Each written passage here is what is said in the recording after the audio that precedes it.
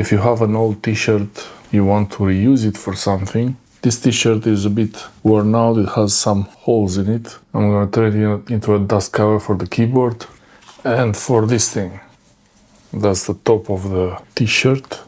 So I'm just gonna cut under the armpits with the scissors.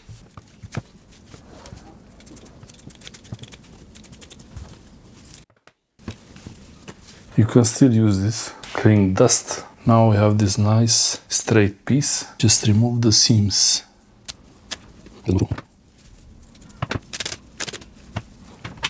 And the seam number 2. 2 dust covers here.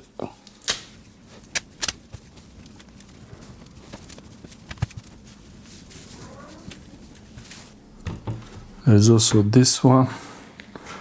And it goes like that. I could use it as a dust cloth.